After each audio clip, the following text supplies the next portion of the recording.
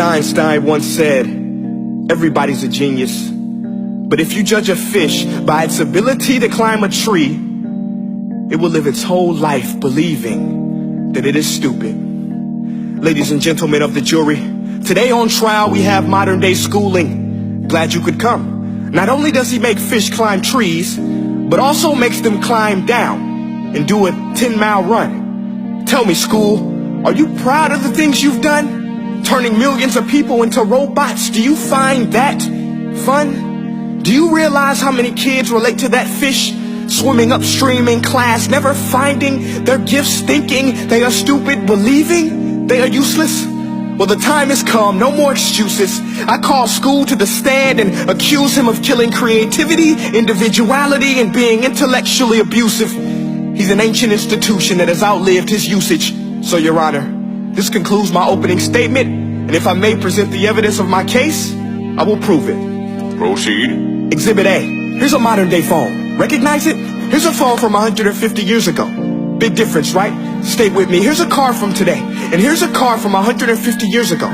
Big difference, right? Well, get this. Here's a classroom of today, and here's a class we used 150 years ago. Now ain't that a shame? In literally more than a century, nothing has changed. Yet you claim to prepare students for the future? But with evidence like that, I must ask, do you prepare students for the future or the past? I did a background check on you and let the record show that you were made to train people to work in factories, which explains why you put students in straight rows, nice and neat, tell them sit still, raise your hand if you want to speak, give them a short break to eat, and for 8 hours a day tell them what to think. Oh, and make them compete to get an A letter which determines product quality, hence grade A of meat. I get it. Back then, times were different. We all have a past. I myself am no Gandhi. But today, we don't need to make robot zombies. The world has progressed. And now we need people who think creatively, innovatively, critically, independently, with the ability to connect. See, every scientist will tell you that no two brains are the same. And every parent with 2 or more children will confirm that claim. So please explain why you treat students like cookie cutter frames or snapback hats, giving them this one-size-fits-all crap. Watch your language. Sorry, Your Honor, but if a doctor prescribed the exact same medicine to all of his patients, the results will be tragic. So many people will get sick, yet when it comes to school, this is exactly what happens. This educational malpractice, where one teacher stands in front of 20 kids, each one having different strengths, different needs, different gifts, different dreams, and you teach the same thing the same way? That's horrific.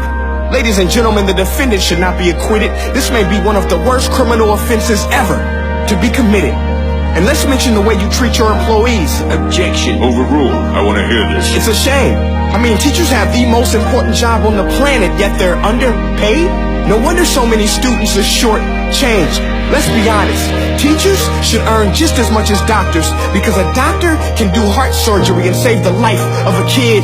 But a great teacher can reach the heart of that kid and allow him to truly live. See, teachers are heroes that often get blamed, but they're not the problem. They work in a system without many options or rights. Curriculums are created by policymakers, most of which have never taught a day in their life. Just obsessed with standardized tests. They think bubbling in a multiple choice question will determine success. That's outlandish. In fact, these tests are too crude to be used and should be abandoned, but don't take my word for it.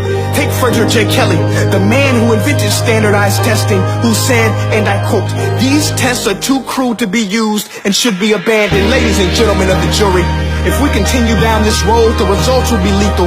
I don't have much faith in school, but I do have faith in people.